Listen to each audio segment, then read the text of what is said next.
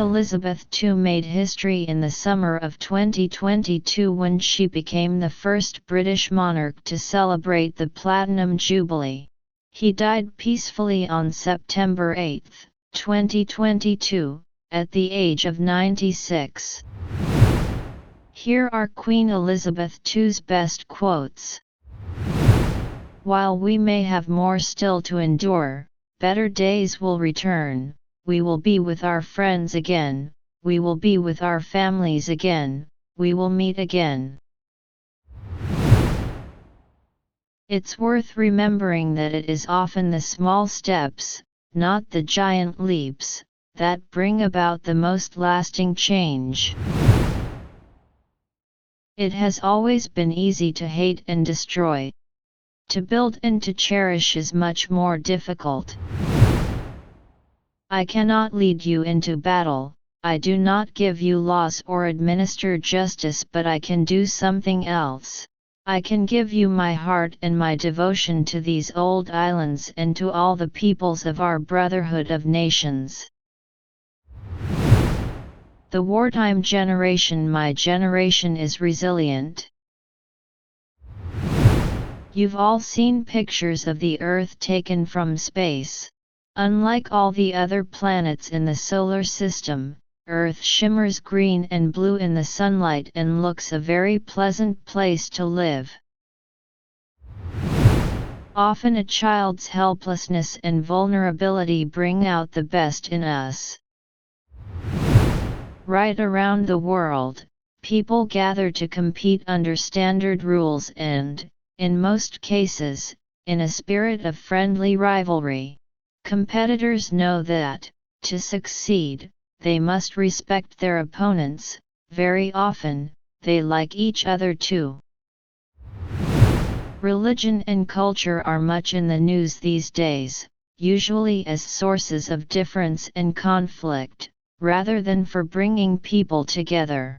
But the irony is that every religion has something to say about tolerance and respecting others. Everyone is our neighbor, no matter what race, creed, or color. The birth of a baby brings great happiness, but then the business of growing up begins. I am reminded of a lady of about my age who was asked by an earnest, little granddaughter the other day, "Granny, can you remember the Stone Age?" Whilst that may be going a bit far, the older generation are able to give a sense of context as well as the wisdom of experience, which can be invaluable. People are touched by events which have their roots far across the world. When life seems hard, the courageous do not lie down and accept defeat. Instead, they are all the more determined to struggle for a better future. Over the years, those who have seemed to me to be the most happy, contented, and fulfilled have always been the people who have lived the most outgoing and unselfish lives. For every poppy a life, and a reminder of the grief of loved ones left behind. Sport has a wonderful way of bringing together people and nations. It is through this lens of history that we should view the conflicts of today, and so give us hope for tomorrow. The importance of family has, of course, come home to Prince Philip and me personally this year with the marriages of two of our grandchildren, each in their own way a celebration of the God-given love that binds a family together. Although we are capable of great acts of kindness, history teaches us that we sometimes need saving from ourselves, from our recklessness or our greed. In times of doubt and anxiety, the attitudes people show in their daily lives, in their homes, and in their work, are of supreme importance. We may hold different points of view, but it is in times of stress and difficulty that we most need to remember that we have much more in common than there is dividing us. Perhaps we make too much of what is wrong and too little of what is right. The trouble with gloom is that it feeds upon itself, and depression causes more depression. Our modern world places such heavy demands on our time and attention that the need to remember our responsibilities to others is greater than ever. Each day is a new beginning. I know that the only way to live my life is to try to do what is right, to take the long view, to give of my best in all that the day brings, and to put my trust in God. I know just how much I rely on my own faith to guide me through the good times and the bad. I believe that, young or old, we have as much to look forward to with confidence and hope as we have to look back on with pride.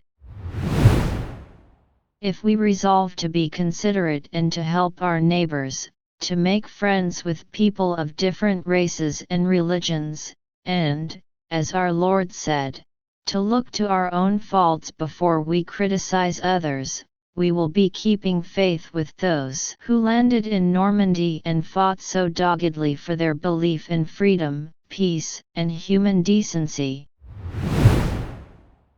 Though we each lead different lives, the experience of growing older, and the joys and emotions which it brings, are familiar to us all.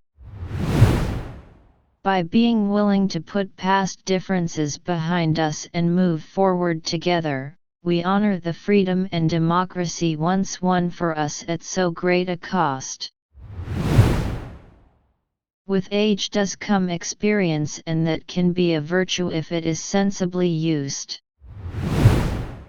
The path, of course, is not always smooth, and may at times this year have felt quite bumpy, but small steps can make a world of difference. No age group has a monopoly of wisdom, and indeed I think the young can sometimes be wiser than us. But the older I get, the more conscious I become of the difficulties young people have to face as they learn to live in the modern world. We know the reward is peace on earth, goodwill toward men, but we cannot win it without determination and concerted effort. Such a blend of traditions serves to make us stronger, individually and collectively, by providing the ingredients needed for social, political, and economic resilience. Inevitably, a long life can pass by many milestones. My own is no exception. Giant leaps often start with small steps. I know of no single formula for success, but over the years I have observed that some attributes of leadership are universal, and are often about finding ways of encouraging people to combine their efforts, their talents, their insights, their enthusiasm, and their inspiration, to work together.